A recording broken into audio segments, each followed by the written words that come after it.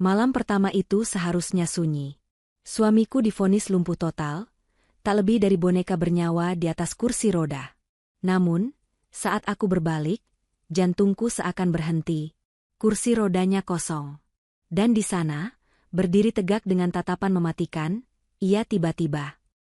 Sebelum ceritanya dimulai, silahkan tulis di kolom komentar dari daerah mana saja teman-teman yang menonton cerita ini. Jangan lupa like dan subscribe agar channel ini bisa semakin berkembang dan bisa mempersembahkan cerita yang lebih menarik lagi. Bunyi gedoran di pintu kayu itu terdengar seperti palu hakim yang menjatuhkan vonis mati. Keras, kasar, dan tidak sabaran. Debu-debu halus berjatuhan dari sela-sela kusen jendela kontrakan yang sudah lapuk dimakan rayap.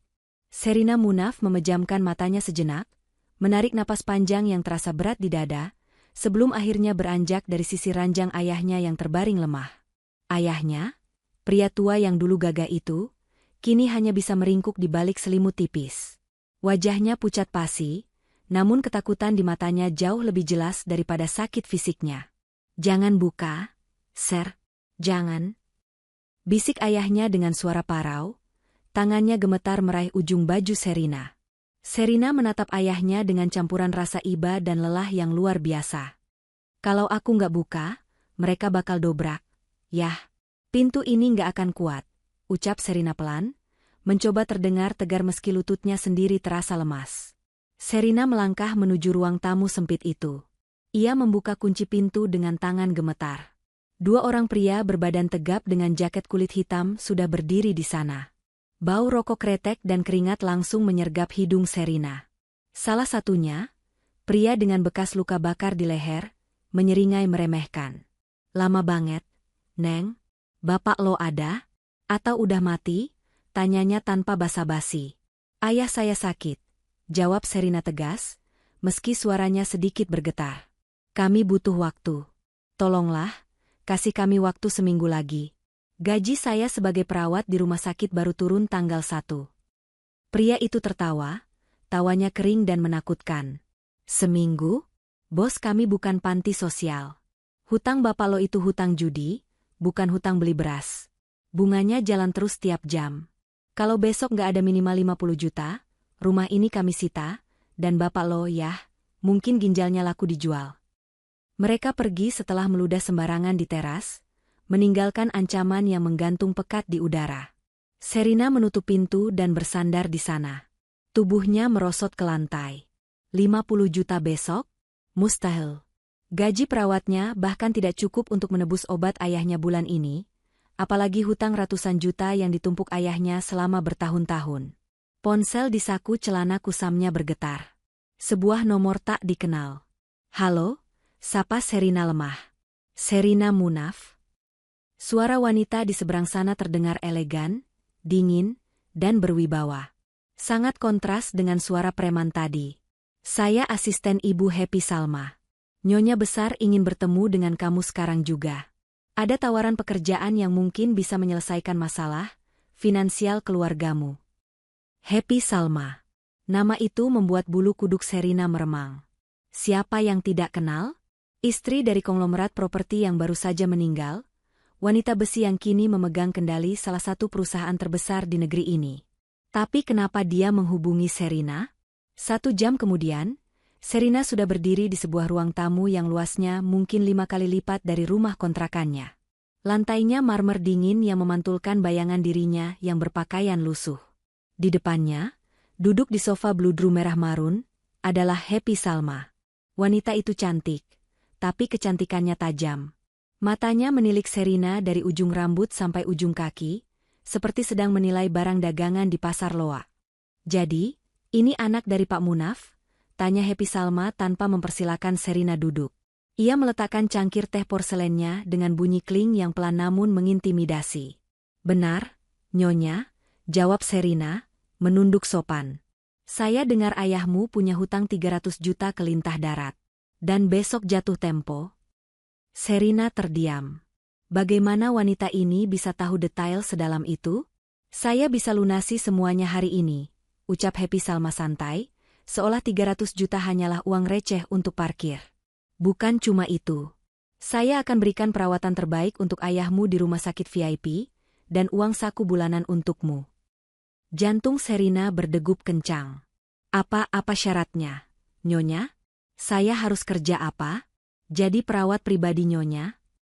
Happy Salma tersenyum tipis, senyum yang tidak mencapai matanya. Bukan untuk saya, tapi untuk anak tiri saya, Arifin Putra. Sherina mengernyit. Ia pernah mendengar nama itu. Pewaris tunggal yang konon mengalami kecelakaan tragis 2 tahun lalu, dan tidak pernah terlihat lagi di publik. Saya ingin kamu menikah dengannya, lanjut Happy Salma datar. Sherina ternganga. Menikah? Maaf, Nyonya, saya tidak mengerti. Kenapa saya? Happy Salma berdiri, berjalan pelan mendekati Sherina. Aroma parfum mahalnya mencekik udara di sekitar Sherina. Karena Arifin cacat. Lumpuh total. Bisu. Dia tidak lebih dari sekadar onggokan daging yang bernapas. Tidak ada wanita dari keluarga terpandang yang mau mengurus dia seumur hidup. Saya butuh seseorang yang bisa mengurusnya 24 jam, membersihkan kotorannya, menyuapinya, dan seseorang yang bisa saya kendalikan. Wajah Happy Salma kini hanya berjarak beberapa senti dari wajah Sherina. Kamu butuh uang. Saya butuh perawat yang terikat status hukum agar tidak bisa kabur. Ini simbiosis mutualisme. Bagaimana? Nyawa ayahmu, atau harga dirimu? Lorong menuju sayap barat mansion itu terasa suram. Berbeda dengan ruang tamu yang penuh hiasan emas dan lampu kristal, bagian rumah ini terasa dingin dan lembab. Tidak ada foto keluarga yang dipajang di dinding, hanya lukisan-lukisan abstrak berwarna gelap yang menambah kesan mistis. Tuan muda tidak suka cahaya matahari, ucap kepala pelayan yang mengantar Sherina. Pria tua itu membuka pintu ganda yang berat di ujung lorong. Sherina melangkah masuk dengan ragu. Kamar itu luas, sangat luas, tapi pengap. Tirai-tirai tebal tertutup rapat, menghalangi sinar matahari sore. Bau obat-obatan, antiseptik, dan sedikit aroma lavender yang terlalu menyengat memenuhi ruangan. Di tengah ruangan, menghadap ke arah jendela yang tertutup, ada sebuah kursi roda canggih. Dan di sanalah dia, Arifin Putra. Sherina berjalan mendekat pelan-pelan, takut mengagetkannya. Namun, sosok itu sama sekali tidak bergerak. Permisi, Tuan, panggil Sherina pelan. Tidak ada jawaban. Tidak ada gerakan kepala. Hening. Sherina memberanikan diri berjalan ke hadapannya. Ia tertegun. Arifin Putra jauh lebih kurus daripada foto-fotonya di majalah bisnis 2 tahun lalu. Tulang pipinya menonjol, kulitnya pucat seperti tidak pernah tersentuh matahari.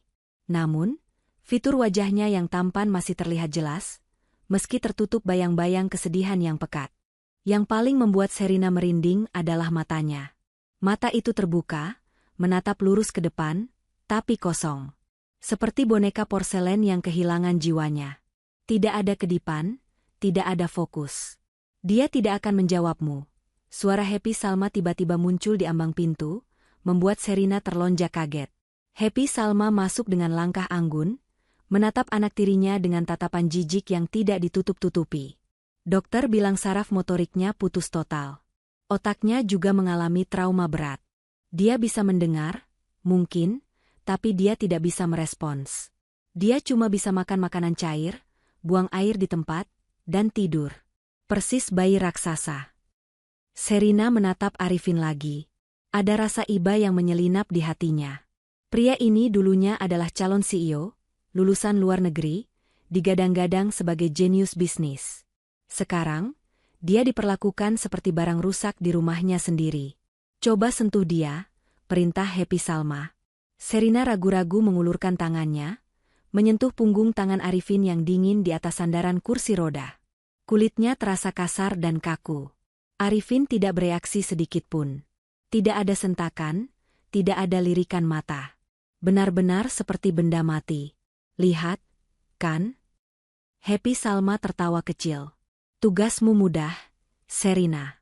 Cuma pastikan dia tetap hidup, bersih, dan terlihat rapi saat ada tamu yang ingin melihat kondisi memprihatinkan sang pewaris. Sisanya, kamu bisa menikmati fasilitas rumah ini.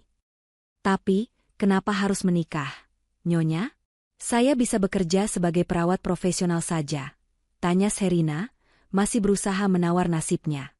Wajah Happy Salma mengeras. Karena hukum warisan suami saya sangat merepotkan. Aset Arifin tidak bisa dialihkan ke saya sepenuhnya kecuali dia dinyatakan meninggal, atau dia menikah dan memberikan kuasa itu pada walinya. Dengan menikahi kamu, orang miskin yang tidak punya koneksi hukum, saya bisa mengatur segalanya lewat kamu. Kamu akan jadi walinya di atas kertas, tapi sayalah yang memegang kendali. Sherina mengepalkan tangannya. Ia tahu ini jebakan. Ia akan dijadikan boneka, sama seperti Arifin. Bedanya, Arifin boneka lumpuh, sedangkan dia boneka yang bisa disuruh-suruh tanda tangan dokumen. Waktumu habis, Sherina, desak Happy Salma, melirik jam tangan mewahnya. Orang suruhan saya sudah di depan rumahmu, siap mengusir ayahmu atau membawa uang pelunasan. Keputusan ada di tanganmu sekarang. Sherina menatap wajah kosong Arifin sekali lagi. Dalam diamnya, Arifin terlihat begitu kesepian. Mungkin, pikir Sherina, setidaknya dia bisa melindungi pria ini dari kekejaman ibu tirinya, sembari menyelamatkan ayahnya sendiri. Dua nyawa yang rusak, mencoba bertahan hidup. Baik, bisik Sherina, suaranya serak. Saya bersedia. Senyum kemenangan merekah di bibir merah Happy Salma. Pilihan cerdas. Persiapkan dirimu, pernikahan digelar lusa. Jangan harap ada pesta meriah. Ini cuma formalitas. Keesokan harinya, Sherina dibawa ke kantor pengacara keluarga. Ruangan itu didominasi warna hitam dan abu-abu, dingin dan kaku, persis seperti pemiliknya, Aryo Bayu. Pria itu duduk di balik meja mahoni besar, menatap Sherina dengan tatapan yang membuat Sherina merasa telanjang. Tatapan yang melecehkan namun tersembunyi di balik kacamata bingkai tebalnya.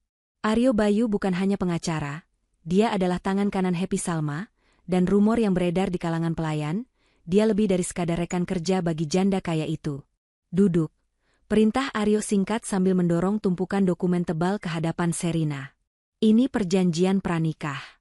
Baca baik-baik, atau langsung tanda tangan saja kalau kamu malas mikir. Isinya standar, kata Aryo sambil menyalakan rokok, asapnya mengepul memenuhi ruangan ber-AC itu. Sherina mengambil dokumen itu. Meski ia bukan sarjana hukum, ia cukup cerdas untuk membaca poin-poin pentingnya. Matanya membelalak saat membaca pasal demi pasal. Pihak kedua, Sherina, tidak berhak atas 1 sen pun harta pihak pertama, Arifin, jika terjadi perceraian atau kematian. Pihak kedua wajib menyerahkan segala keputusan medis dan bisnis terkait pihak pertama kepada wali utama, Happy Salma. Pihak kedua dilarang keras berbicara kepada media atau pihak luar mengenai kondisi rumah tangga. Ini gila, gumam Sherina. Kalau terjadi sesuatu pada Arifin, saya bisa dituduh lalai dan dipenjara tanpa pembelaan. Aryo Bayu tertawa, lalu bangkit dan berjalan memutari meja, berdiri tepat di belakang kursi Sherina. Ia membungkuk, membisikkan kata-kata tepat di telinga Sherina. Kamu pikir kamu siapa? Sherina? Kamu itu dibeli. Barang yang dibeli tidak punya hak untuk protes soal garansi. Sherina ingin menyiramkan air di gelas ke wajah pria itu, tapi bayangan ayahnya yang kini sudah aman di kamar VIP rumah sakit menahannya. Ayahnya sudah ditangani dokter spesialis pagi ini. Hutangnya sudah lunas. Kwitansi pelunasan itu ada di tas Sherina sekarang. Itu adalah nyawanya. Saya tanda tangan, ucap Sherina getir. Ia mengambil pena, tangannya gemetar saat menggoreskan namanya di atas kertas bermeterai itu. Rasanya seperti menandatangani surat kematiannya sendiri. Setelah urusan administrasi selesai, Sherina meminta izin ke kamar kecil. Saat hendak kembali ke ruangan untuk pamit, ia mendengar suara tawa dari balik pintu ruangan Aryo yang sedikit terbuka.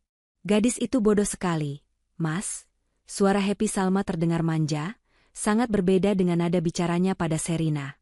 Dia benar-benar tidak baca klausul halaman terakhir. Biarkan saja, jawab suara berat Aryo Bayu. Yang penting, begitu mereka menikah, hak suara Arifin di perusahaan otomatis jatuh ke perwalian istri.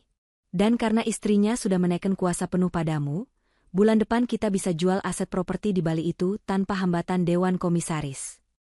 Akhirnya, desah Happy Salma. Aku muak melihat anak cacat itu terus-terusan jadi penghalang. Berapa lama lagi kita harus membiarkan dia hidup? Sabar, sayang. Biar Sherina yang mengurusnya dulu. Kalau tiba-tiba Arifin mati seminggu setelah nikah, polisi bakal curiga. Biarkan setahun atau 2 tahun. Kalau perlu, nanti kita buat skenario kecelakaan akibat kelalaian istri. Sherina yang masuk penjara, kita dapat seluruh warisan. Sherina membekap mulutnya sendiri agar tidak menjerit. Kakinya lemas. Mereka bukan hanya ingin menguasai harta, mereka merencanakan kematian Arifin dan menjadikannya kambing hitam. Sherina mundur perlahan, jantungnya berpacu gila-gilaan. Ia ingin lari. Ia ingin kabur membawa ayahnya pergi jauh. Tapi kemana? Ayahnya masih terpasang infus dan oksigen. Tanpa uang Happy Salma, ayahnya mati. Jika ia kabur sekarang, mereka pasti akan memburu dan menghancurkan hidupnya. Air mata menetes di pipi Sherina. Ia tidak punya pilihan.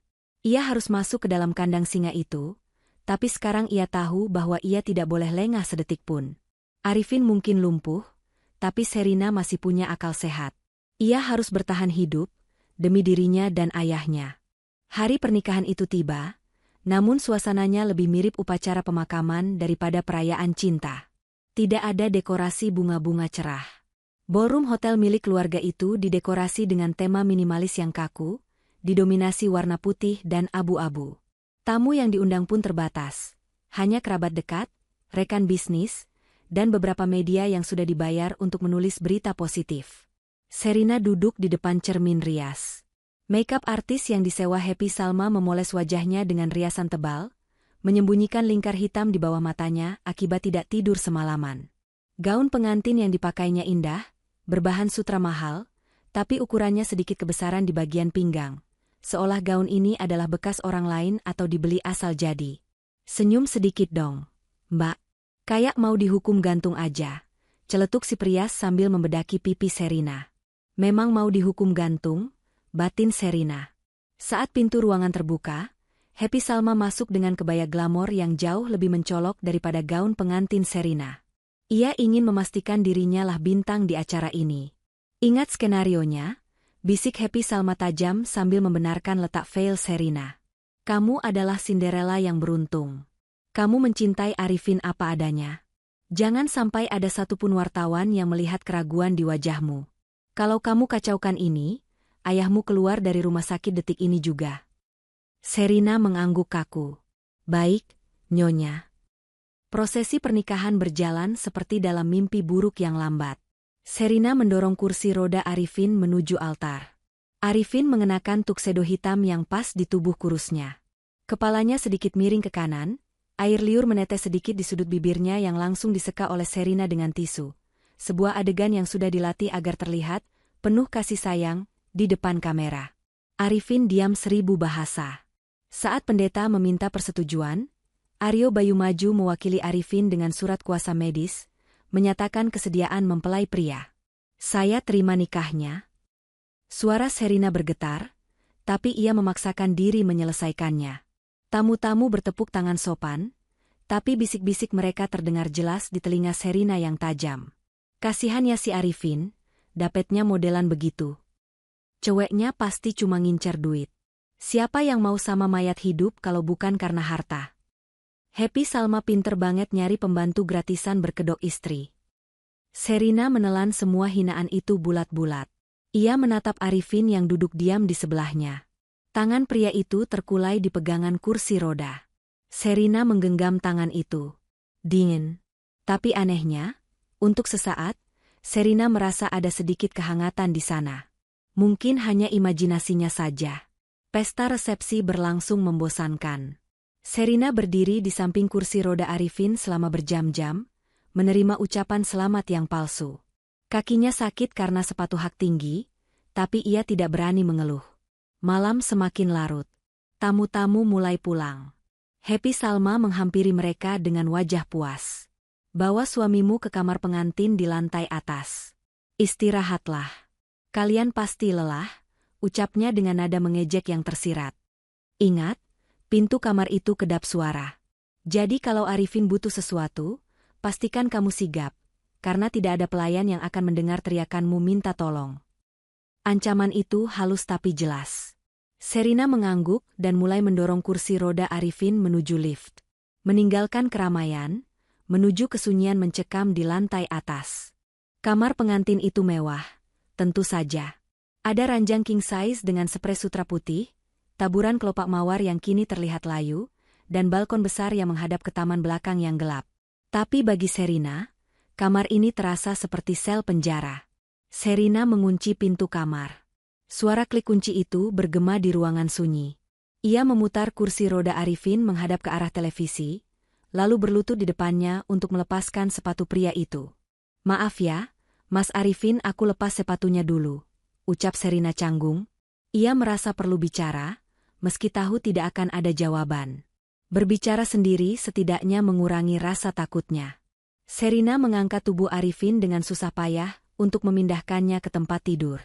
Meskipun kurus, Arifin adalah pria dewasa yang tinggi, bobotnya lumayan berat bagi Sherina. Dengan napas terengah-engah, ia berhasil membaringkan Arifin di sisi kanan ranjang. Sherina menyelimuti pria itu sampai dada. Wajah Arifin tampak damai saat matanya terpejam. "Istirahatlah. Hari ini pasti melelahkan buat kamu juga, dipajang kayak tontonan sirkus," gumam Sherina miris. Sherina kemudian berjalan ke kamar mandi. Ia membersihkan riasan tebal di wajahnya dengan kasar, membiarkan air mata yang sejak tadi ditahannya akhirnya tumpah.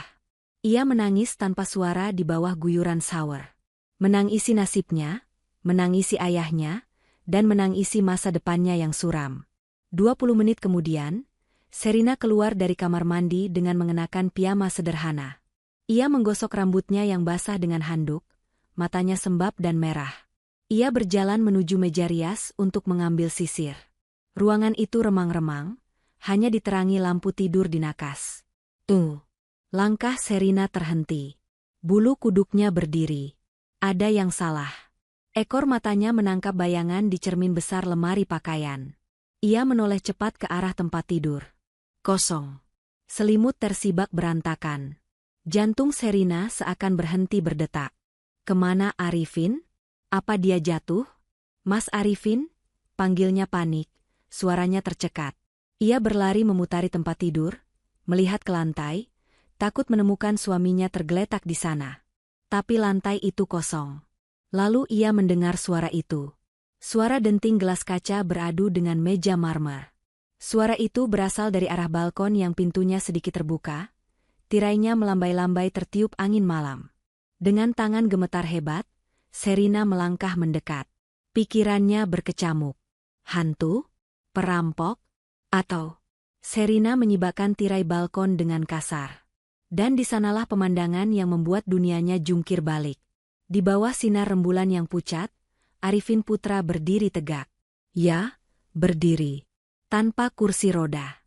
Tanpa bantuan apapun. Punggungnya tegap, bahunya lebar dan kokoh.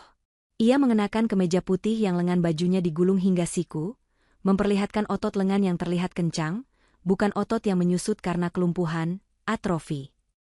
Tangan kanannya memegang gelas wine, sementara tangan kirinya bertumpu santai pada pagar balkon.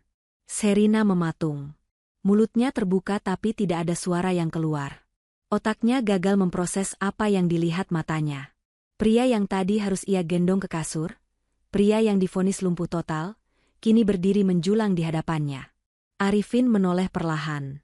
Tatapan matanya tidak lagi kosong. Tatapan itu tajam, dingin, penuh perhitungan, dan sangat hidup. Ada aura dominasi yang kuat memancar darinya, aura seorang penguasa yang selama ini tertidur.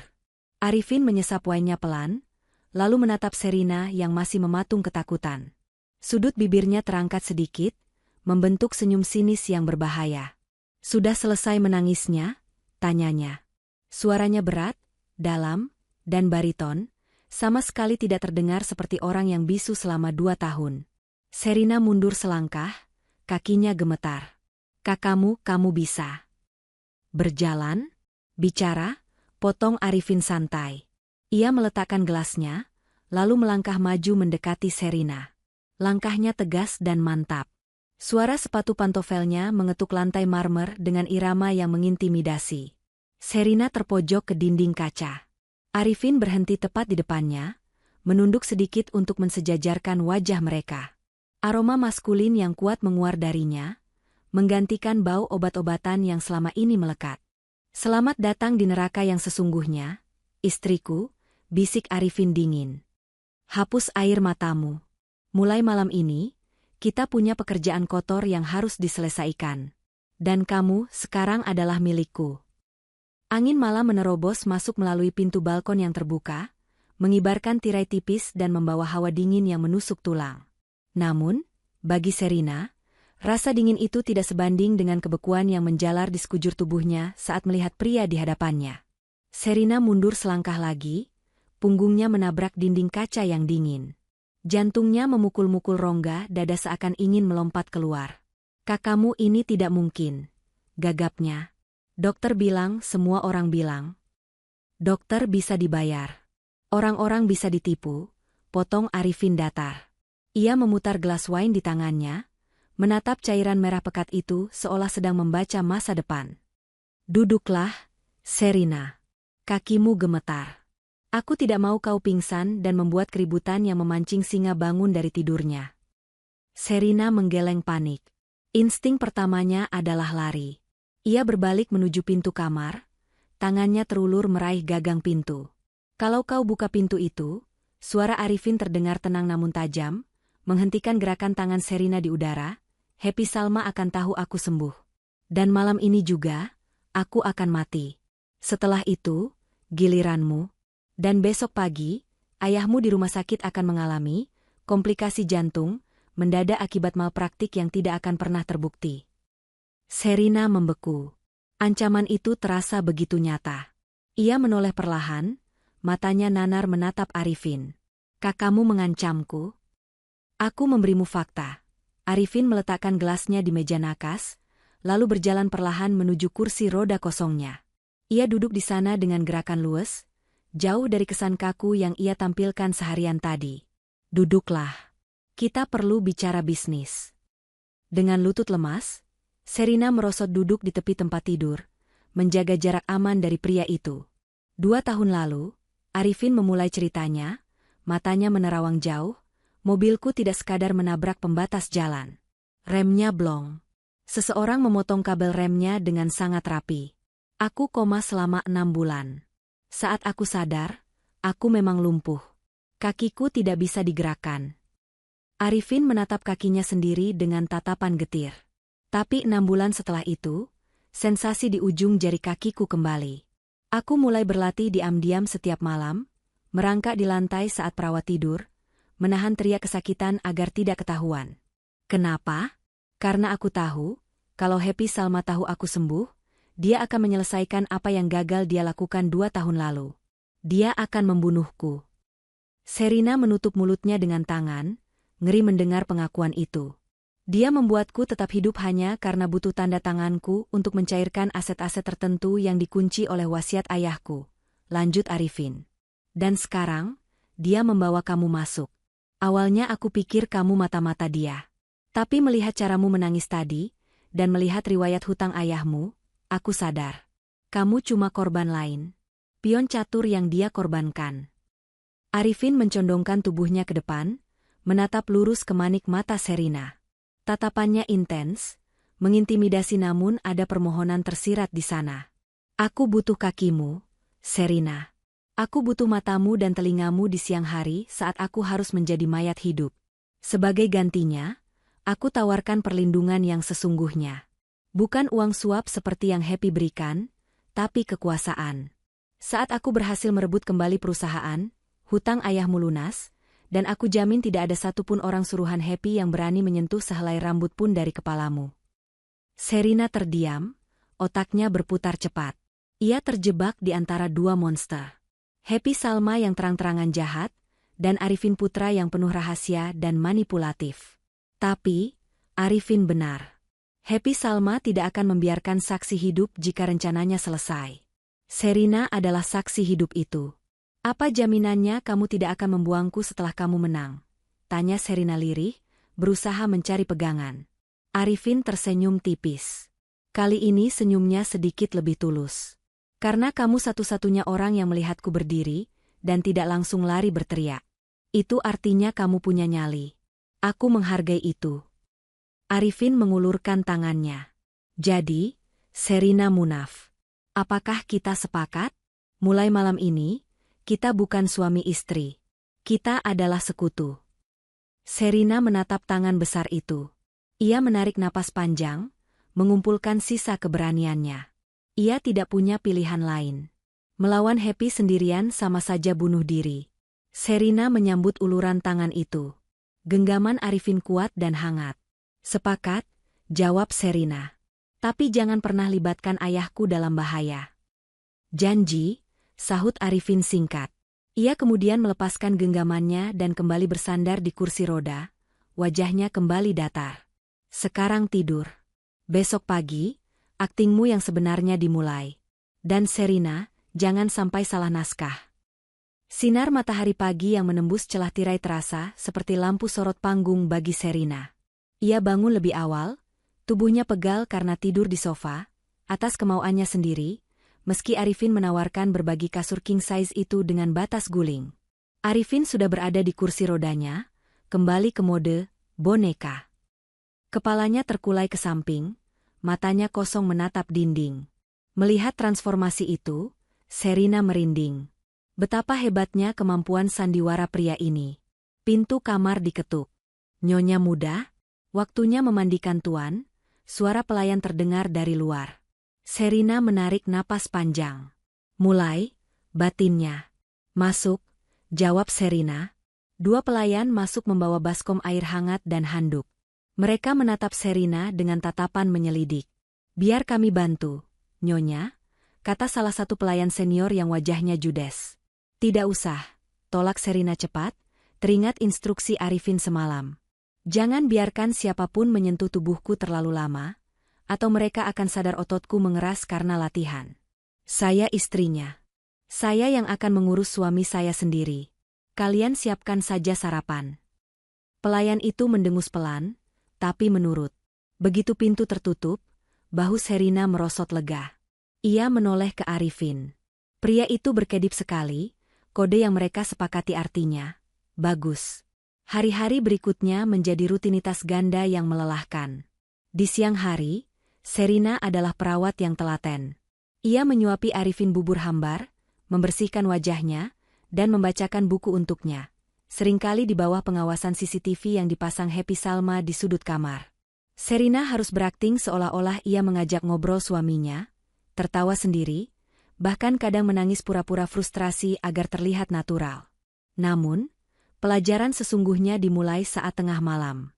Setiap jam 1 pagi, saat rumah sunyi, Arifin akan hidup kembali. Ia mengubah kamar tidur mereka menjadi ruang strategi. Aryo Bayu punya kebiasaan mengetukkan jarinya ke meja kalau dia sedang bohong. Jelas Arifin sambil melakukan push-up di lantai untuk menjaga kebugaran ototnya. Keringat membasahi keningnya, napasnya teratur. Sherina duduk di karpet. Mencatat di buku kecil yang selalu ia sembunyikan di balik ubin longgar di kamar mandi. Ketuk jari bohong. Oke. Terus kalau Happy Salma? Happy lebih berbahaya. Kalau dia tersenyum lebar sampai matanya menyipit, itu artinya dia sedang merencanakan sesuatu yang buruk buatmu. Tapi kalau dia diam dan menatapmu tanpa ekspresi, itu artinya dia tidak menganggapmu ancaman. Kita harus buat dia terus berada di fase kedua. Dia kemarin tanya soal obat tidurmu, lapor Sherina cemas. Dia tanya apa kamu sering terbangun malam-malam. Arifin berhenti push up, lalu duduk bersila. Wajahnya serius. Itu jebakan. Kalau kamu bilang aku sering bangun, dia akan tambah dosis obat penenangnya. Obat itu bikin sarafku benar-benar mati rasa. Selama ini aku selalu memuntahkannya diam-diam atau menukarnya dengan vitamin yang diselundupkan Ringo. Jadi aku harus jawab apa? Bilang aku tidur seperti mayat. Tapi tambahkan detail menjijikan biar dia malas bertanya lagi. Bilang aku sering ngompol atau ngiler berlebihan. Happy benci hal-hal jorok. Sherina terkekeh pelan. Kamu tega banget ngejelek-jelekin diri sendiri. Demi bertahan hidup, harga diri itu nomor sekian. Ser, jawab Arifin sambil tersenyum miring. Ngomong-ngomong, aktingmu tadi siang lumayan juga saat membentak pelayan dapur yang telat bawa makanan. Kamu punya bakat jadi nyonya besar galak. Wajah Sherina memanas dipuji begitu. Itu karena aku benar-benar kesal. Buburnya dingin. Kamu kan gak boleh makan makanan dingin, nanti perutmu kram. Maksudku. Sherina sadar dia terlalu peduli. Arifin menatapnya lekat. Ada kilatan lembut di matanya yang membuat jantung Sherina berdegup aneh. Terima kasih sudah peduli, Sherina. Belum pernah ada yang memarah-marahi Koki demi aku selama 2 tahun ini. Suasana mendadak canggung. Sherina buru-buru menutup buku catatannya. Sudah jam 3. Kamu harus tidur. Besok Dokter Ringo datang, kan? Ya. Siapkan mentalmu. Ringo itu unik. Siang itu, sebuah mobil sport warna kuning menyala parkir di halaman Menshan yang suram, sangat kontras dengan suasana rumah. Keluarlah seorang pria dengan kemeja flanel kotak-kotak yang digulung berantakan, celana jeans sobek di lutut, dan kacamata hitam. Dia membawa tas dokter kulit tua. "Halo, penghuni rumah hantu." Serunya ceria saat masuk ke lobi, membuat kepala pelayan mengernyit tidak suka. Itu Ringo Agus Rahman. Dokter spesialis saraf lulusan Jerman yang juga sahabat masa kecil Arifin. Satu-satunya orang luar yang tahu rahasia Arifin. Di dalam kamar, begitu pintu dikunci, sikap Ringo berubah total. Ia melempar tasnya ke sofa, lalu langsung memeluk Arifin yang masih duduk di kursi roda. "Gila lo, Vin. Gue denger lo nikah sama bidadari, gue kira bohong." Seru Ringo sambil melirik Sherina dengan jahil. "Hai, Nyonya Arifin. Kenalin, saya Ringo. Dokter paling ganteng di rumah sakit. Sayang lisensi saya sering hampir dicabut karena kebanyakan bercanda." Sherina tersenyum canggung. "Halo, Dok. Panggil Ringo aja. Atau Mas Ganteng juga boleh," kedipnya. "Fokus. Go," tegur Arifin, yang sudah berdiri dan meregangkan pinggangnya. "Bawa barangnya." Wajah Ringo berubah serius. Ia membuka tas dokternya, mengeluarkan beberapa ampul cairan bening dan sebuah alat suntik. "Ini vitamin B kompleks dosis tinggi campur stimulan otot. Lo butuh ini biar otot lo nggak atrofi beneran karena kebanyakan duduk. Dan ini..." Ringo mengeluarkan sebuah flash disk kecil. "Ini data denah keamanan kantor Aryo Bayu yang lo minta. Gue dapat dari pasien gue yang kebetulan arsitek gedung itu." Arifin mengambil flash disk itu, matanya berkilat tajam. "Bagus. Pesta ulang tahun perusahaan minggu depan. Itu kesempatan kita." Arifin menoleh ke Sherina. "Sher, saat pesta nanti, semua mata akan tertuju ke panggung utama saat happy pidato. Penjagaan di lantai 3, ruang kerja Aryo, akan minim. Tugasmu adalah mengambil buku biru di brankasnya." "Buku biru?" tanya Sherina. "Buku catatan transaksi ilegal mereka. Aryo itu paranoid. Dia mencatat semua suap dan penggelapan dana di buku fisik, bukan di komputer, biar nggak bisa diretas. Tapi itu jadi kelemahan dia." "Tapi brankasnya pasti dikunci," kata Sherina ragu. "Sandi brankasnya adalah tanggal lahir anak haramnya yang dia sembunyikan di Singapura. 12 Mei 19, jangan tanya dari mana gue tahu," sela Ringo sambil menyuntikkan vitamin ke lengan Arifin. Sherina menelan ludah. "Kalau aku ketahuan, Ringo akan bikin keributan di lobi. Dia ahli bikin onar. Dan aku akan jadi alibimu. Kita akan pastikan kamu terlihat bersamaku sepanjang waktu di mata CCTV koridor. Padahal sebenarnya kamu menyelinap lewat ventilasi toilet wanita yang terhubung ke ruang arsip sebelah kantor Aryo." Rencana itu terdengar gila. Menyelinap lewat ventilasi?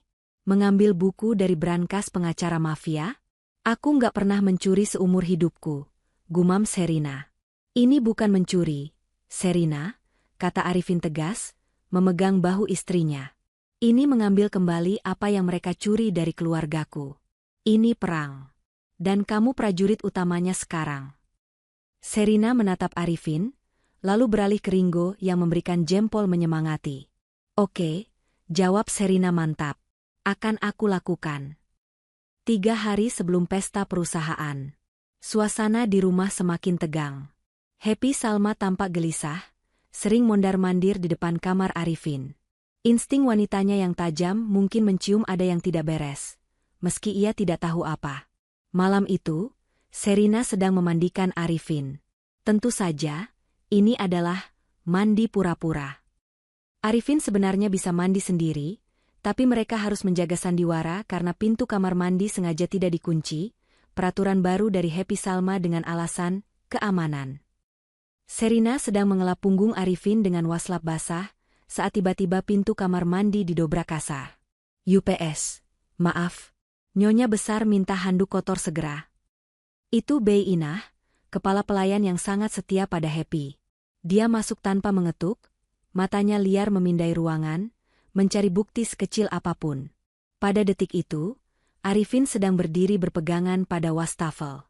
Refleks Sherina bekerja lebih cepat dari kilat. Ia menyenggol kaki Arifin dengan keras. Arifin, yang juga sigap, langsung melemaskan seluruh tubuhnya, membiarkan gravitasi menariknya jatuh. "Awas!" teriak Sherina. Tubuh Arifin meluncur jatuh ke lantai keramik yang licin. Brak! Bunyi hantaman itu keras sekali. Tapi bukan kepala Arifin yang menghantam lantai. Sherina telah menjatuhkan dirinya duluan, menjadikan tubuhnya sebagai bantalan bagi kepala dan punggung Arifin. Siku Sherina menghantam pinggiran bathtub dengan bunyi krak yang ngilu, sebelum punggungnya membentur lantai menahan berat badan Arifin di atasnya. "Aduh!" erang Sherina kesakitan. Bei Inah terlonjak kaget. Ia melihat pemandangan yang sangat meyakinkan. Tuan muda yang lumpuh jatuh tak berdaya menindih istrinya yang kesakitan. Arifin tergeletak diam dengan mata melotot kosong, air liur menetes, akting brilian, sementara Sherina meringis memegangi sikunya. "Ya ampun, Tuan." Bei Inah panik, niat memata-matainya buyar seketika digantikan ketakutan akan disalahkan jika Arifin mati. "Keluar!" bentak Sherina dengan mata berkaca-kaca menahan sakit. "Bantu saya angkat dia. Jangan cuma melongo. Kamu mau bunuh suami saya, hah?" Bei Inah dan Sherina dengan susah payah mengangkat tubuh. Berat, Arifin kembali ke kursi roda. Maaf, Nyonya. Saya cuma..." Bei Inah gagap, wajahnya pucat. "Bilang sama Nyonya Happy," desis Sherina tajam, "kalau dia kirim orang lagi buat dobrak pintu saat saya mandiin suami saya akan lapor polisi atas tuduhan percobaan pembunuhan. Keluar sekarang." Bei Inah lari terbirit-birit. Begitu pintu tertutup dan dikunci, keheningan menyelimuti kamar mandi. Hanya terdengar napas Sherina yang memburu. Sherina merosot duduk di lantai kamar mandi, memegangi siku kanannya yang mulai membengkak biru. Rasa sakitnya luar biasa, membuatnya ingin menangis. Tiba-tiba, sepasang tangan kuat mengangkat tubuhnya dengan mudah. Arifin. Wajah pria itu tidak lagi datar. Ada kepanikan yang nyata di sana. Arifin menggendong Sherina bridal style, membawanya keluar dari kamar mandi dan mendudukannya perlahan di tepi tempat tidur. "Kamu bodoh," umpat Arifin pelan, tapi nadanya penuh kekhawatiran. Ia segera mengambil kotak P3K dari laci. "Kenapa kamu jadikan badanmu bantalan? Lantai itu keras. Sherina, tulangmu bisa patah.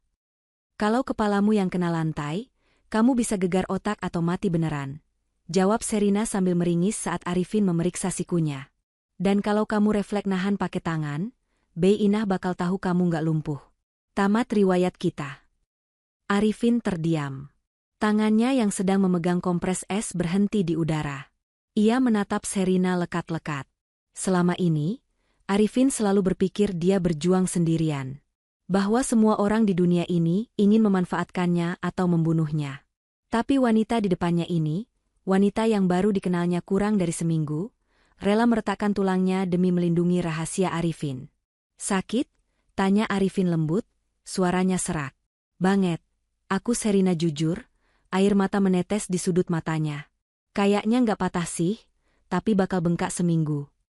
Arifin dengan telaten menempelkan kompres es ke siku Sherina, lalu mengoleskan salep pereda nyeri dengan gerakan memutar yang sangat pelan dan hati-hati, seolah Sherina adalah barang pecah belah yang sangat berharga. Wajah mereka sangat dekat. Sherina bisa melihat bulu mata lentik Arifin dan rahang tegasnya yang kini menegang menahan emosi. "Kenapa kamu lakuin itu?" tanya Arifin tanpa melihat wajah Sherina, fokus pada lukanya. Kita cuma terikat kontrak bisnis. Kamu nggak perlu berkorban fisik. Sherina menatap wajah suaminya. Karena kita sekutu, kan? Kalau sekutu satu jatuh, yang lain harus nangkep. Lagi pula. Sherina ragu sejenak. Aku nggak mau kamu sakit lagi. Kamu udah cukup menderita 2 tahun ini sendirian. Gerakan tangan Arifin terhenti. Ia mengangkat wajahnya, menatap lurus ke dalam mata coklat Sherina. Dinding es yang selama ini ia bangun di sekeliling hatinya terasa retak. Tanpa sadar, tangan Arifin beralih dari siku ke pipi Sherina, menghapus jejak air mata di sana dengan ibu jarinya. Kulitnya terasa hangat dan kasar, namun sentuhannya begitu lembut. Jantung Sherina berdegup kencang, kali ini bukan karena takut. Suasana kamar menjadi hening, hanya terdengar detak jam dinding. Ada ketertarikan magnetis yang kuat di antara mereka. Wajah Arifin mendekat perlahan. Namun, sebelum bibir mereka bertemu, Sherina memalingkan wajahnya sedikit, gugup. Obatnya belum rata, bisiknya. Arifin tersadar. Ia menarik diri sedikit, berdehem canggung untuk mengusir ketegangan. Telinganya memerah. Ah, ya. Maaf. Ia kembali mengoleskan salep dengan cepat, lalu membalut siku Sherina dengan perban elastis. Selesai, kata Arifin, suaranya kembali normal meski terdengar sedikit goyah. Tidurlah. Besok aku akan minta Ringo bawa obat pereda nyeri yang lebih bagus. Sherina mengangguk dan berbaring.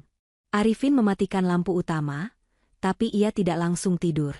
Ia duduk di kursi rodanya di dekat jendela, menatap Sherina yang mulai terlelap. Malam itu, Arifin Putra menyadari satu hal berbahaya. Ia mulai memiliki kelemahan baru. Dan kelemahan itu bernama Sherina Munaf. Jika Happy Salma menyentuh Sherina lagi, Arifin bersumpah akan menghancurkan ibu tirinya itu sampai tak bersisa. Malam perayaan ulang tahun ke-50, Putra Corp, digelar di Grand Ballroom Hotel Bintang 5 milik keluarga. Kemewahan yang memuakan tumpah ruah di sana. Lampu kristal raksasa menggantung di langit-langit, membiaskan cahaya keemasan ke seluruh ruangan yang dipenuhi kaum elit Jakarta. Gaun-gaun kutur, setelan jas Italia, dan denting gelas champagne mendominasi suasana. Sherina berdiri di samping kursi roda Arifin, merasa seperti itik buruk rupa yang tersesat di kandang merak. Meskipun ia mengenakan gaun malam berwarna navy yang anggun pemberian Ringo, karena Happy Salma sengaja tidak membelikannya baju baru. Siku kanannya yang diperban tertutup lengan panjang gaun itu, tapi rasa nyerinya masih berdenyut setiap kali ia bergerak. Ingat, bisik Arifin pelan sekali, bibirnya nyaris tidak bergerak. Matanya tetap kosong menatap ke depan. Jam 9 tepat. Saat Happy naik panggung untuk pidato utama, lampu ballroom akan diredupkan. Itu sinyalmu. Sherina mengangguk kaku, tangannya mencengkeram pegangan kursi roda. Bagaimana denganmu? Kamu akan sendirian di sini. Ringo ada di bar. Dia akan pastikan tidak ada yang mendekatiku. Pergilah. Jadilah bayangan. Tepat pukul 9 malam, suara musik orkestra mereda. Master of Ceremony mempersilakan Happy Salma naik ke panggung. Lampu utama padam, digantikan oleh satu lampu sorot spotlight yang mengarah ke podium. Seluruh mata tertuju pada sosok wanita ambisius itu yang tampak bersinar dengan kalung berlian seharga miliaran rupiah. Selamat malam, para hadirin yang terhormat. Suara Happy menggema melalui pengeras suara. Di tengah kegelapan semu itu, Sherina mundur perlahan. Ia menyelinap di antara kerumunan tamu yang terpaku menatap panggung, bergerak menuju pintu samping yang terhubung ke koridor staf. Sesuai denah yang diberikan Ringo, Sherina masuk ke toilet wanita di lantai dasar. Ia memastikan bilik paling ujung kosong, lalu mengunci pintunya. Dengan jantung berdegup kencang, ia naik ke atas kloset duduk, mendongak ke langit-langit. Ada ventilasi udara berukuran cukup besar di sana. Sherina mengeluarkan obeng kecil yang diselundupkan di balik garter pahanya. Tangannya gemetar saat membuka sekrup ventilasi itu satu persatu. Rasa sakit di sikunya menyengat tajam saat ia harus mengangkat tangan tinggi-tinggi, tapi ia menggigit bibir menahan erangan. Demi Arifin. Demi ayah. Plat besi itu terbuka. Sherina menarik napas panjang, lalu memanjat naik. Saluran udara itu sempit, gelap, dan berdebu. Ia harus merangkak sejauh 20 meter untuk mencapai ruang kerja Aryo Bayu di lantai 3. Tidak ada jalan lain karena lift dan tangga darurat dijaga ketat oleh keamanan sewaan Happy. Sherina mulai merangkak. Lututnya bergesekan dengan seng dingin. Suara pidato Happy Salma masih terdengar samar-samar dari kejauhan, seperti dengungan lebah. 3 meter. 5 meter. Napas Sherina memburu. Udara di sini tipis dan pengap. Ketakutannya pada ruang sempit, klaustrofobia, mulai menyerang. Bayangan bahwa ia akan terjebak di sini selamanya mencekik lehernya. Fokus, Sher, bisiknya pada diri sendiri. Fokus. Ia terus merangkak hingga mencapai percabangan pipa. Sesuai instruksi Arifin, kiri, lalu lurus sampai mentok. Ia belok kiri. Cahaya samar terlihat dari celah jeruji di bawahnya. Ia mengintip. Itu ruang arsip, tepat di sebelah ruangan Aryo. Kosong. Sherina membuka jeruji ventilasi itu dengan hati-hati. Ia menurunkan kakinya, lalu melompat turun tanpa suara. Ia mendarat di atas tumpukan kardus dokumen. Berhasil. Ia sudah berada di dalam area terlarang. Sherina mengintip keluar pintu ruang arsip. Koridor lantai 3 sunyi senyap. Hanya ada satu penjaga yang berdiri di ujung lorong, membelakangi pintu ruangan Aryo Bayu, karena sedang asyik menonton siaran langsung pidato Happy di ponselnya. Sherina menunggu momen yang tepat. Saat penjaga itu tertawa melihat sesuatu di layar ponselnya, Sherina menyelinap cepat seperti kucing, membuka pintu ruangan Aryo yang, untungnya, menggunakan kunci kartu elektronik yang sudah diduplikasi oleh Ringo. Klik. Lampu hijau menyala. Pintu terbuka. Sherina masuk dan menutupnya kembali. Jantungnya serasa mau meledak. Ia berada di sarang ular sekarang. Ruang kerja Aryo Bayu beraroma tembakau mahal dan kulit. Ruangan itu gelap, hanya diterangi cahaya lampu kota Jakarta yang masuk dari jendela besar di belakang meja kerja. Sherina tidak berani menyalakan lampu. Ia mengeluarkan senter kecil dari sakunya, mengarahkan cahayanya ke lukisan besar bergambar kuda pacu di dinding sebelah kanan. Di balik kuda, gumam Sherina menirukan ucapan Arifin. Ia meraba bingkai lukisan itu. Ada engsel tersembunyi. Lukisan itu bergeser, memperlihatkan sebuah brankas besi tertanam di dinding. Brankas model lama dengan tombol angka digital. Sherina menekan kombinasi angka yang disebut Ringo, 120519. Bep, bep, bep. Lampu indikator berkedip merah. Salah. Keringat dingin mengucur di pelipis Sherina. Sial. Ringo bilang itu tanggal lahir anak haramnya. Sherina mencoba mengingat-ingat lagi percakapan malam itu. Apa mungkin formatnya beda? Tahun dulu, ia mencoba 190512. Bep, bep, bep. Merah lagi. Aduh, ayolah. Sherina panik. Biasanya brankas akan terkunci otomatis setelah 3 kali percobaan salah. Ia hanya punya satu kesempatan lagi. Ia memejamkan mata, mencoba berpikir seperti Aryo Bayu. Pria narsis, licik, dan terobsesi pada kekuasaan. Apa yang paling dia cintai? Bukan anaknya. Bukan Happy Salma. Tapi dirinya sendiri. Sherina teringat sesuatu. Di meja kerja Aryo, ada sebuah kalender yang dilingkari merah tebal. Tanggal di mana Aryo resmi diangkat menjadi partner senior firma hukum, 8 Agustus 08. Sherina menekan angka itu dengan tangan gemetar. 080808. Klik. Lampu hijau menyala. Pintu brankas terbuka perlahan dengan desisan hidrolik. Sherina menghembuskan napas lega yang tertahan. Ia segera menyorotkan senter ke dalam brankas. Di sana, di antara tumpukan uang tunai dolar dan emas batangan, ada sebuah buku agenda tebal bersampul kulit biru tua. Buku biru, bisik Sherina. Ia meraih buku itu, membukanya sekilas.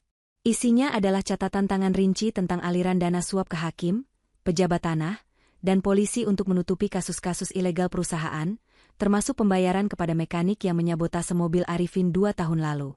Ini bukan sekadar bukti korupsi, ini bukti percobaan pembunuhan.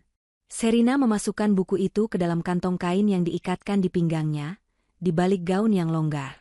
Tiba-tiba, terdengar suara langkah kaki mendekat di koridor. Suara langkah sepatu hak tinggi dan sepatu pantofel berat. Sherina mematikan senternya. Saya butuh stempel basah itu sekarang. Aryo. Investor dari Cina sudah menunggu di bawah. Suara wanita itu terdengar jelas. Happy Salma. Sabar, sayang. Stempelnya ada di laci mejaku. Sahut suara berat Aryo. Mereka menuju ke sini. Sherina panik. Ia tidak bisa keluar lewat pintu karena mereka sudah di depan.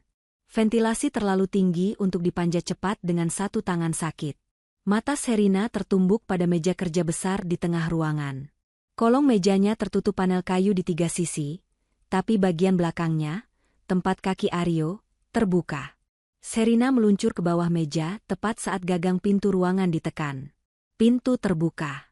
Cahaya lampu koridor menyusup masuk sebelum lampu ruangan dinyalakan. Sherina meringkuk memeluk lututnya di kolong meja yang gelap, menahan napas sekuat tenaga. Ia bisa melihat sepatu mengkilap Aryo dan sepatu stiletto merah Happy Salma melangkah masuk. Kenapa lukisan ini miring? Tanya Happy Salma tajam. Jantung Sherina berhenti berdetak. Ia lupa menutup lukisan itu dengan rapi. Ah, mungkin cleaning service tadi siang gak sengaja nyenggol pas bersih-bersih. Jawab Aryo santai. Terdengar suara gesekan lukisan dikembalikan ke posisi semula. Brankasnya terkunci rapat. Kok, tenang saja. Aryo berjalan menuju meja.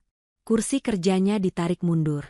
Sherina menutup mulutnya rapat-rapat, berdoa pada Tuhan agar Aryo tidak menengok ke bawah. Kaki Aryo masuk ke kolong meja, nyaris menendang hidung Sherina. Aroma sepatu kulit dan kaos kaki mahal tercium. Aryo duduk, membuka laci di atas kepala Sherina. Ini stempelnya, kata Aryo. Bagus. Ayo turun lagi. Arifin sendirian di bawah, aku nggak mau dia bikin ulah, kata Happy. Dia nggak bakal bikin ulah. Dia cuma sayur. Happy. Vegetable. Aryo tertawa meremehkan. Jangan remehkan dia. Tadi aku lihat istrinya menghilang. Kemana si Sherina itu? Paling lagi di toilet, nangis meratapi nasibnya yang kawin sama orang cacat. Udahlah, jangan paranoid. Aryo berdiri, mendorong kursinya masuk. Ujung sepatunya menabrak lutut Sherina pelan. Sherina mematung. Aryo berhenti sejenak. Kenapa? Tanya Happy dari ambang pintu. Enggak, kayaknya ada tikus di bawah meja. Nanti aku suruh orang pasang racun. Aryo melangkah pergi, mematikan lampu, dan menutup pintu. Sherina tetap diam di posisinya selama 5 menit penuh, gemetar hebat, air mata ketakutan mengalir tanpa suara. Hampir saja. 1 jam kemudian, Sherina berhasil keluar lewat rute yang sama. Ia kembali ke toilet, membersihkan noda debu di gaunnya, merapikan rambut, lalu keluar dengan wajah pucat namun berusaha tenang. Di ballroom, pesta sudah mencapai puncaknya. Sherina menemukan Arifin masih di posisi yang sama, dikelilingi beberapa ibu-ibu sosialita yang menatapnya iba. Ringo berdiri tak jauh dari situ, memegang gelas minuman dengan wajah waspada. Begitu melihat Sherina muncul, Ringo memberi kode mata. Sherina mendekat, lalu berbisik pelan di telinga Arifin seolah sedang pamit ke toilet lagi. Dapat. Jari Arifin mengetuk pegangan kursi roda 2 kali. Bagus. Bawa dia ke taman atap, rooftop. Sekarang, bisik Arifin. Bilang saja aku butuh udara segar karena terlalu ramai. Sherina mengangguk. Ia mendorong kursi roda Arifin membelah kerumunan menuju lift kaca. Permisi, suami saya butuh udara segar, ucapnya sopan setiap kali ada yang menghalangi. Di rooftop lantai 30, angin malam bertiup kencang, mengacak-acak rambut mereka. Tempat itu sepi. Hanya ada beberapa tanaman hias dan bangku taman. Pemandangan lampu kota Jakarta terhampar di bawah. Seorang wanita berdiri di tepi pagar pembatas, membelakangi mereka. Wanita itu mengenakan blazer putih formal dan celana panjang, terlihat sangat profesional. Wanita itu berbalik. Wajahnya cantik blasteran, tatapannya tegas. Julie Estelle. Kalian terlambat 5 menit, ucap Julie dingin sambil melirik jam tangannya. Ada sedikit kendala teknis, jawab Arifin. Suaranya kembali normal, tegas dan berwibawa. Ia berdiri dari kursi rodanya, meregangkan tubuh. Julie tersenyum tipis melihat Arifin berdiri. Senang melihatmu tegak lagi, Vin. Akting lumpuhmu di TV benar-benar meyakinkan. Langsung saja, potong Arifin. Sherina, berikan bukunya pada Julie. Sherina ragu sejenak. Ia menatap wanita cantik di hadapannya. Jadi ini mantan tunangan Arifin? Mereka terlihat serasi. Setara. Ada rasa minder yang menusuk hati Sherina. Ia hanya perawat miskin yang kebetulan terseret masalah ini. Sherina, panggil Arifin. Sherina tersentak, lalu merogoh kantong tersembunyi di balik gaunnya dan menyerahkan buku biru itu. Julie menerimanya, membolak-balik halamannya cepat di bawah sinar lampu taman. Matanya membelalak. Ini lebih dari cukup. Dengan buku ini, kita bisa menjerat Aryo dengan pasal pencucian uang dan penyuapan pejabat. Karirnya tamat. Dan happy? Tanya Arifin. Julie mengeluarkan sebuah amplop coklat dari tas kerjanya. Ini yang kalian butuhkan. Wasiat asli ayahmu. Notaris lama ayahmu menyimpannya sebelum dia meninggal misterius. Dia menitipkannya padaku karena tahu aku satu-satunya orang yang tidak bisa dibeli oleh Happy. Julie menyerahkan amplop itu pada Arifin. Di sini tertulis jelas. Jika Arifin putra pulih dari kondisi kritisnya, atau jika ia menikah, maka 60% saham perusahaan otomatis kembali kepadanya, dan Happy Salma kehilangan hak vetonya. Arifin menerima amplop itu, tangannya mengepal erat. Akhirnya. Julie kemudian beralih menatap Sherina. Tatapannya melunak. Kamu Sherina, kan? Arifin banyak cerita soal kamu lewat pesan rahasia. Kamu berani sekali menyusup ke kantor Aryo. Saya cuma melakukan apa yang harus dilakukan, jawab Sherina rendah hati. Julie maju selangkah, memegang bahu Sherina. Dengar, Sherina. Dulu saya meninggalkan Arifin bukan karena saya tidak cinta, tapi karena Happy mengancam akan membunuh keluarga saya. Saya pengecut. Tapi kamu bertahan di sisi dia, di dalam rumah singa itu. Kamu wanita hebat. Jaga dia. Sherina tertegun. Rasa cemburunya menguap seketika, digantikan rasa hormat. Terima kasih, Mbak Julie. Panggil Julie saja, senyumnya. Sekarang pergilah. Happy pasti mulai curiga kalau kalian hilang terlalu lama. Besok pagi, saya akan bawa buku ini ke KPK dan Kejaksaan Agung. Siap-siap untuk perang terbuka. Mereka berpisah. Arifin kembali duduk di kursi roda, dan Sherina mendorongnya kembali ke lift. Di dalam lift yang turun, Arifin memegang tangan Sherina yang bertumpu di pegangan kursi. Tanganmu dingin, kata Arifin. Aku takut. Aku Sherina. Rasanya terlalu mudah. Apa benar besok semuanya berakhir? Arifin mendongak, menatap Sherina. Besok adalah permulaan. Tapi malam ini, kamu berhasil menyelamatkan nyawaku lagi. Terima kasih. Sherina tersenyum tipis. Untuk pertama kalinya, ia merasa benar-benar menjadi istri Arifin, bukan sekadar di atas kertas. Keesokan paginya, suasana di Menshahen terasa mencekam. Langit Jakarta mendung pekat, seolah ikut merasakan ketegangan yang terjadi. Sherina bangun dengan perasaan tidak enak. Sikunya yang bengkak sudah sedikit membaik berkat obat dari Ringo, tapi hatinya gelisah. Saat sarapan, Happy Salma tidak ada di meja makan. Hanya ada keheningan yang janggal. Para pelayan bekerja dengan kepala tertunduk, tidak berani membuat suara sedikit pun. Tuan Aryo datang, bisik salah satu pelayan kepada yang lain. Pintu depan terbuka kasar. Aryo Bayu masuk dengan wajah merah padam, diikuti Happy Salma yang terlihat seperti singa betina yang terluka. Mereka langsung menuju ruang makan tempat Sherina sedang menyuapi Arifin. Brak! Aryo menggebrak meja makan hingga piring-piring bergetar. Bubur di sendok Sherina tumpah ke pangkuan Arifin. Arifin tidak bergerak, tetap mempertahankan wajah kosongnya, meski Sherina tahu otot rahangnya mengeras. Di mana buku itu? Bentak Aryo, matanya nyalang menatap Sherina. Buku-buku apa, Tuan? Tanya Sherina dengan suara bergetar yang dibuat-buat.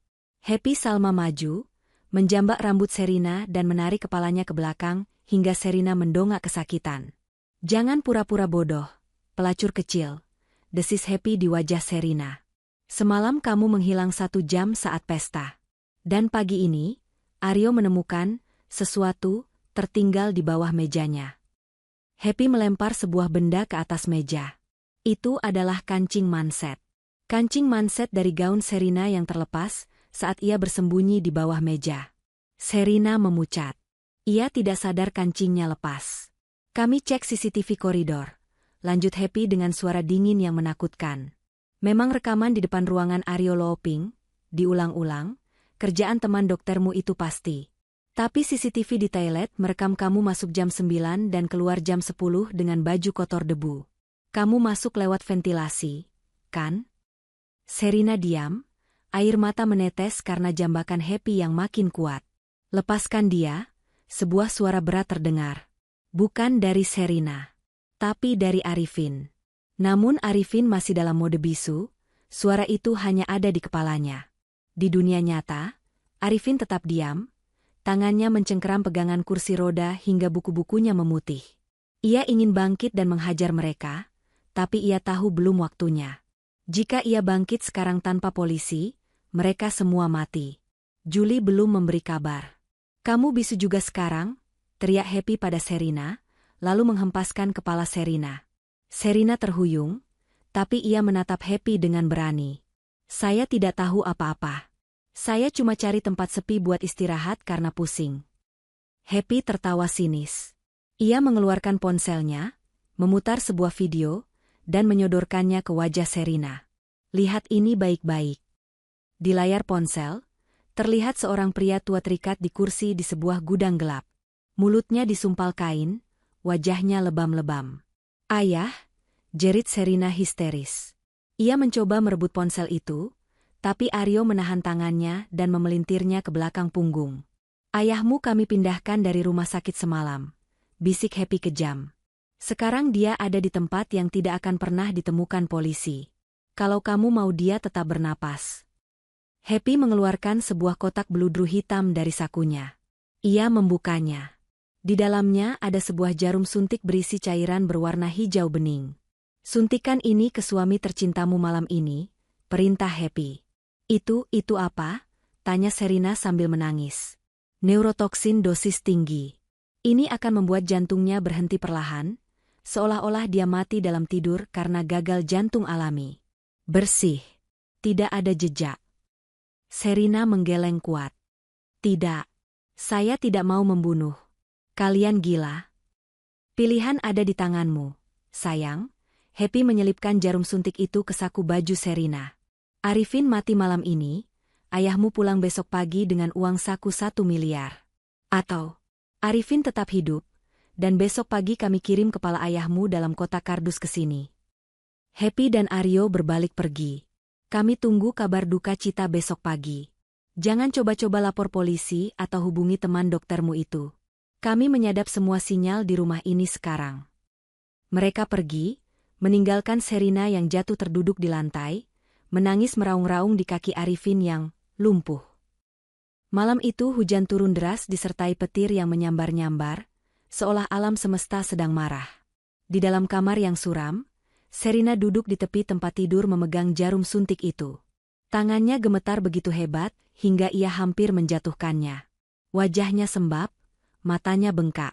Pikirannya buntu. Ia mencintai ayahnya. Ayahnya adalah satu-satunya keluarga yang ia miliki.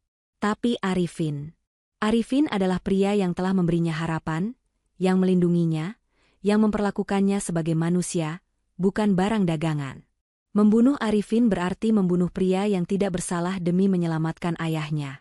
Tidak membunuh Arifin berarti membiarkan ayahnya dibunuh dengan keji. Arifin berbaring di tempat tidur, matanya terpejam. Napasnya teratur. Ia tampak begitu tenang, begitu pasrah. Apakah dia tahu apa yang sedang terjadi? Apakah dia tahu istrinya sedang memegang alat pencabut nyawanya?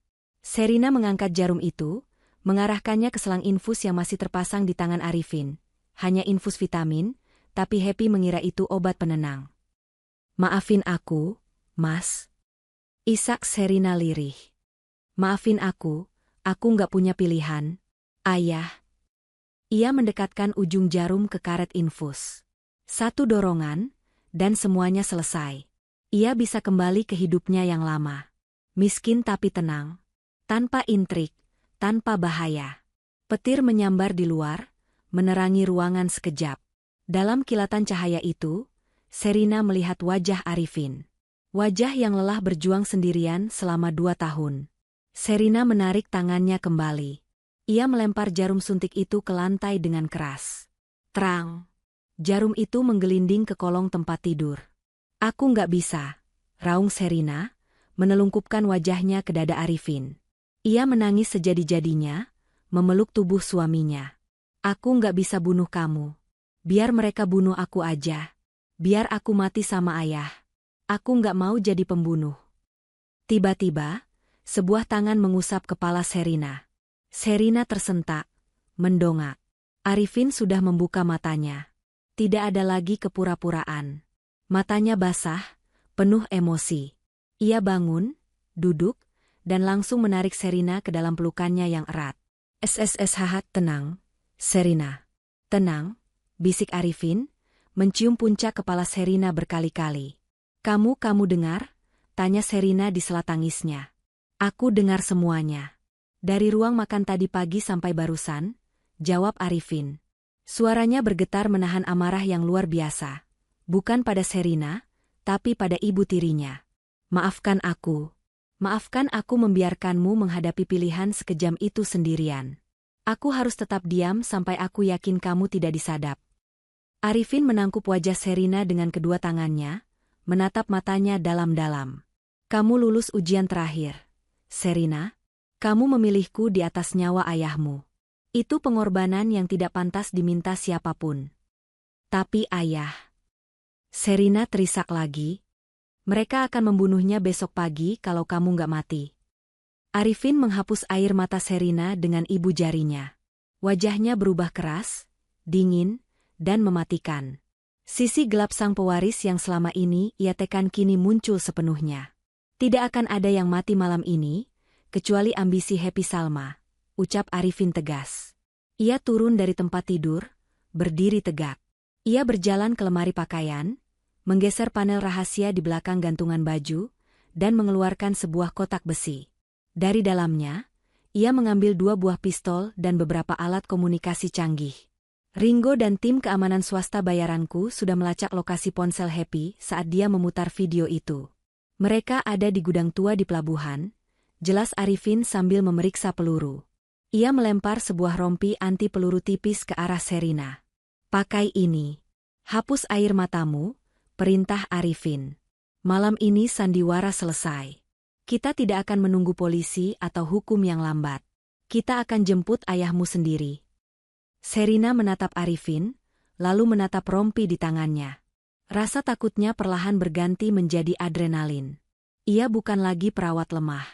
Ia adalah istri Arifin Putra. Sherina mengusap wajahnya kasar, lalu mengangguk mantap. Ayo kita habisi mereka. Arifin tersenyum, senyum predator yang siap menerkam mangsanya. Ia meraih tangan Sherina, dan bersama-sama mereka melangkah keluar dari kamar, bukan lagi sebagai pesakitan, tapi sebagai pemburu. Mobil SUV hitam itu membelah hujan deras yang mengguyur pelabuhan Tanjung Priok. Di dalam mobil, ketegangan terasa begitu pekat hingga nyaris bisa disentuh.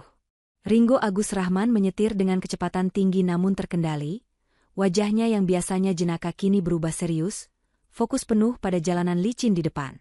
Di kursi belakang, Arifin Putra sedang mengecek magasin pistol Glock 19 miliknya. Bunyi klik logam beradu terdengar mengerikan sekaligus menenangkan bagi Sherina yang duduk di sampingnya. Sherina mengenakan jaket hoodie hitam kebesaran dan rompi anti peluru di balik bajunya. Tangannya dingin, tapi genggaman tangan kirinya pada lengan Arifin sangat erat. Dengar? Suara Arifin memecah kesunyian, tenang namun otoritatif. Gudang nomor 4B. Menurut pelacak sinyal, ada 5 orang penjaga di luar, dan kemungkinan 2 orang di dalam bersama ayahmu. Mereka preman bayaran kelas teri, bukan tentara. Tapi mereka bawa senjata tajam dan mungkin rakitan. Arifin menatap Sherina. Tugasmu 1, Sher. Begitu aku dan Ringo mendobrak masuk, kamu lari ke arah Sandra. Lepaskan ikatan ayahmu, lalu bawa dia berlindung di balik tumpukan kontainer di sisi timur. Jangan coba-coba ikut berkelahi. Mengerti? Sherina mengangguk, menelan ludah yang terasa pahit. Mengerti. Tapi kamu yakin bisa bergerak lincah? Kakimu. Arifin tersenyum tipis, sorot matanya tajam. 2 tahun aku melatih kakiku dengan beban di tengah malam untuk momen ini. Jangan khawatirkan aku. Khawatirkan mereka. Mobil berhenti di jarak aman, tersembunyi di balik bayangan kren raksasa yang mati. Hujan deras menjadi sekutu mereka, menyamarkan suara langkah kaki dan deru mesin. 3 orang pria berseragam hitam, tim keamanan swasta sewaan Arifin, sudah menunggu di sana. Mereka memberi hormat singkat. Target terkonfirmasi, lapor salah satu dari mereka. Kami akan urus penjaga perimeter luar.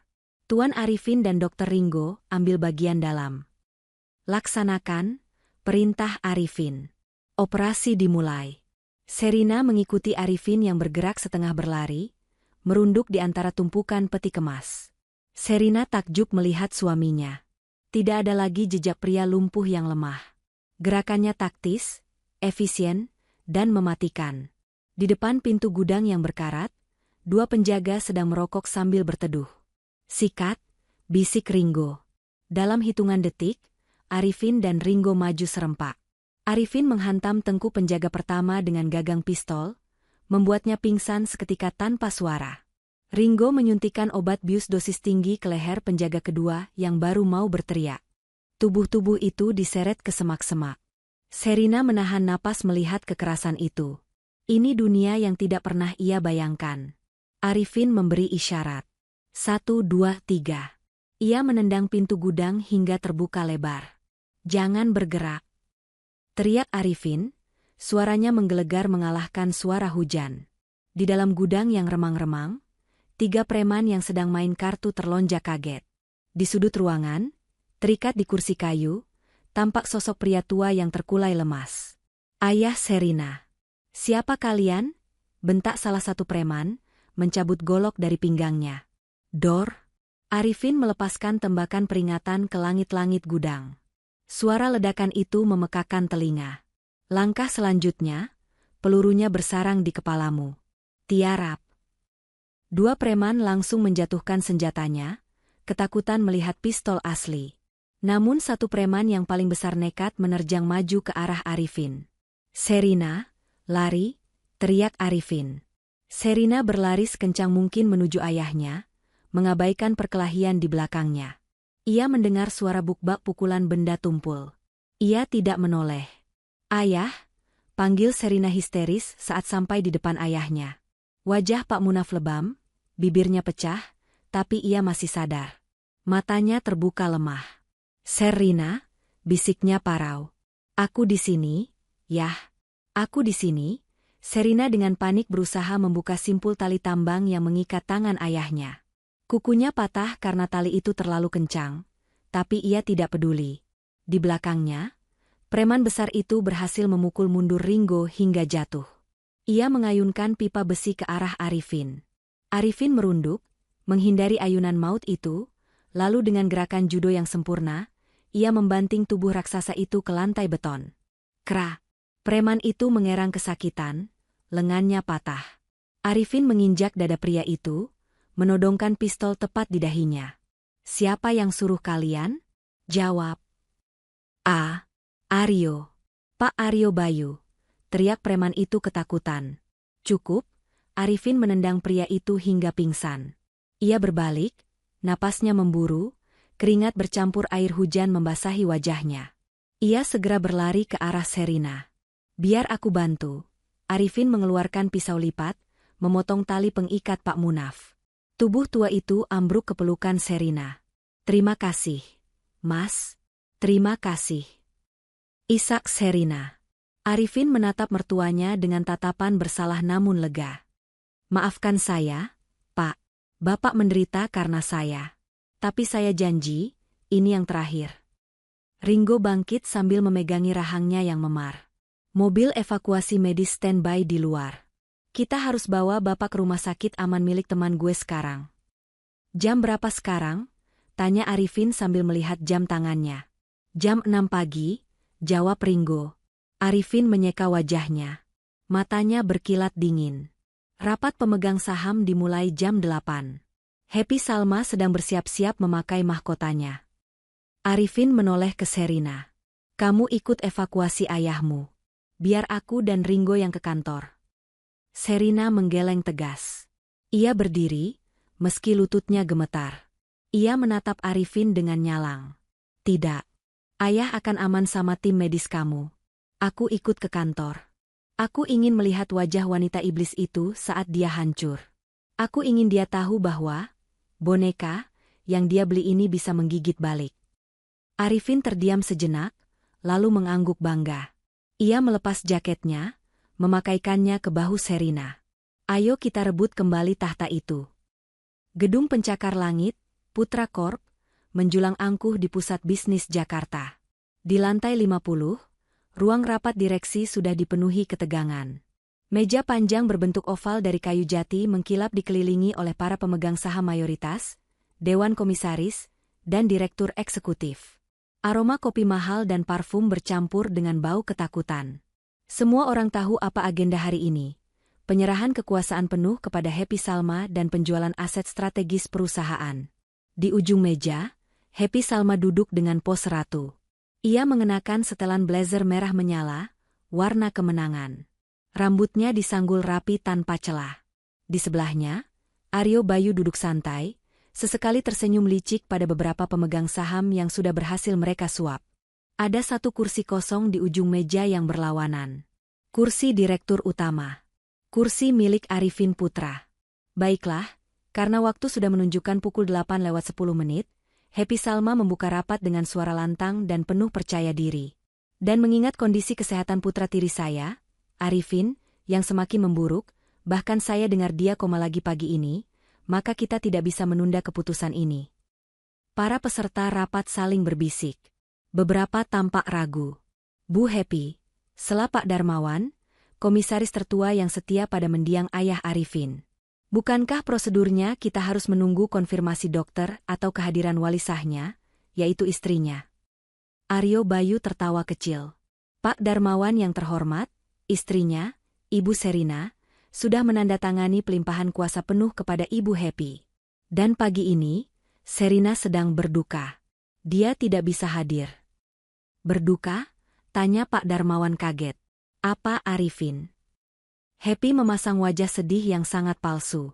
Ia mengeluarkan sapu tangan, menyeka sudut matanya yang kering. Ya, kami baru saja mendapat kabar subuh tadi. Arifin mengalami gagal jantung. Kami belum umumkan ke media untuk menjaga stabilitas saham. Karena itu, saya, sebagai satu-satunya keluarga yang tersisa, harus mengambil alih kendali penuh demi menyelamatkan perusahaan ini. Suasana ruangan menjadi riuh rendah. Kabar kematian Arifin adalah bom waktu. Dokumen pengalihan aset sudah saya siapkan, kata Aryo Bayu sambil membagikan berkas ke meja masing-masing. Mohon Bapak Ibu tanda tangan persetujuan penjualan divisi properti Bali dan Kalimantan kepada investor asing yang sudah kami tunjuk. Tunggu dulu, protes Pak Darmawan. Itu aset warisan utama. Kita tidak bisa menjualnya begitu saja. Bapak tidak punya pilihan, bentak Happy Salma. Topeng sedihnya hilang seketika, digantikan wajah aslinya yang bengis. Tanpa suntikan dana dari penjualan ini, perusahaan bangkrut. Arifin yang cacat itu tidak becus mengurus apa-apa selama 2 tahun ini. Tanda tangan sekarang atau kalian semua saya pecat dari dewan. Ancaman itu membuat nyali para peserta rapat ciut. Pena-pena mulai diangkat. Happy tersenyum puas. Kemenangan sudah di depan mata. Ia sudah membayangkan triliunan rupiah masuk rekening pribadinya di Swiss siang nanti. Tiba-tiba, pintu ganda ruang rapat yang berat itu bergetar. Brak! Pintu terbuka lebar dengan keras hingga menghantam dinding. Semua orang terlonjak kaget. Happy Salma berdiri marah. Siapa yang berani? Kata-katanya terhenti di tenggorokan. Matanya membelalak lebar, seakan melihat hantu. Wajah Aryo Bayu berubah pucat pasi dalam hitungan detik. Di ambang pintu, berdiri Arifin Putra. Bukan di kursi roda. Bukan terbaring koma. Ia berdiri tegak dengan setelan jas Navy yang pas di badan, rambutnya disisir rapi ke belakang, meski ada sedikit luka gores di pipinya yang justru menambah kesan garang. Di sisi kanannya berdiri Sherina Munaf, masih dengan pakaian semalam yang agak kotor tapi tatapannya menyala berani. Di sisi kirinya, Ringo dan Julie Estelle, serta dua petugas polisi berseragam lengkap. "Maaf saya terlambat." Suara Arifin bergema di ruangan yang sunyi senyap itu. Ia melangkah masuk dengan tenang, setiap langkah kakinya terdengar seperti ketukan palu kematian bagi Happy Salma. Jalanan macet karena ada insiden penculikan dan percobaan pembunuhan. "Tidak mungkin," desis Happy Salma, tangannya mencengkeram tepi meja hingga buku jarinya memutih. Kau lumpuh. Kau sekarat." Arifin terus berjalan hingga ia sampai di ujung meja, tepat di depan kursi kosongnya. Ia meletakkan kedua tangannya di meja, menatap Happy Salma dari ujung ke ujung. "Keajaiban medis, Ibu Tiri," sindir Arifin tajam. "Atau mungkin karena racun saraf yang kau kirimkan lewat istrimu itu tidak pernah sampai ke pembuluh darahku." "Arifin," seru Pak Darmawan gembira, hampir menangis. Kau sehat." "Saya sehat walafiat, Pak Darmawan. Dan saya siap mengambil kembali apa yang menjadi hak saya," jawab Arifin tegas. Aryo Bayu, yang otaknya selalu mencari celah hukum, mencoba bangkit. "Ini penipuan. Dia pasti pakai stuntman atau obat kuat sementara. Dan Sherina, kau melanggar kontrak pranikah. Kau tidak punya hak membawa orang luar ke sini." Julie Estelle maju ke depan, melemparkan tumpukan dokumen tebal ke tengah meja. "Ini bukan orang luar, Aryo," kata Julie dingin. "Ini surat wasiat asli Bapak Wijaya Putra yang kalian sembunyikan selama 2 tahun.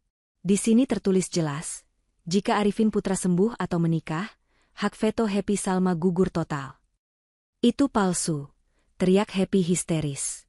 "Dan ini," Sherina maju, mengeluarkan flash disk dan sebuah buku agenda biru tua yang lusuh. "Ini adalah buku biru milik Aryo Bayu. Catatan lengkap aliran dana suap, penggelapan pajak, dan bayaran untuk sabotase mobil Arifin 2 tahun lalu." Wajah Aryo Bayu menjadi abu-abu. Ia mengenali buku itu. Buku yang seharusnya ada di brankas tersembunyinya. Arifin menekan tombol di ponselnya yang terhubung ke layar proyektor ruang rapat. Rekaman suara Happy Salma semalam terdengar jelas ke seluruh ruangan. "Suntikan ini ke suami tercintamu malam ini. Arifin mati malam ini, ayahmu pulang besok pagi, neurotoksin dosis tinggi." Hening. Mencekam. Para pemegang saham menatap Happy Salma dengan tatapan ngeri dan jijik. Itu rekayasa AI. "Itu bukan suara saya," sangkal Happy Salma, mundur perlahan karena polisi mulai mendekat. "Rekaman ini asli, Bu Happy," kata Ringo santai. "Diambil langsung dari alat sadap yang dipasang di jas Aryo dan ponsel Sherina. Forensik Digital Polri sudah memverifikasinya pagi ini." Arifin menatap ibu tirinya dengan tatapan dingin yang menusuk. "Permainan selesai, Happy. Kau kalah." Skakmat. Keadaan berbalik dengan cepat. Happy Salma, yang semenit lalu adalah ratu perusahaan, kini terpojok seperti tikus. "Tangkap mereka," perintah komandan polisi yang datang bersama Arifin. Dua petugas memegang lengan Aryo Bayu. Pengacara licik itu mencoba memberontak. "Kalian tidak tahu siapa saya. Saya bisa menuntut kalian semua. Jangan sentuh saya." Teriakannya sia-sia saat borgol besi mengunci pergelangan tangannya. Sementara itu, Happy Salma mundur sampai punggungnya menabrak dinding kaca. Napasnya memburu. Ia menatap Arifin dengan kebencian yang murni. "Aku yang membangun perusahaan ini saat ayahmu sakit-sakitan," teriak Happy, air matanya tumpah, bukan air mata sedih, tapi air mata kemarahan. "Kamu cuma anak manja yang tidak tahu apa-apa.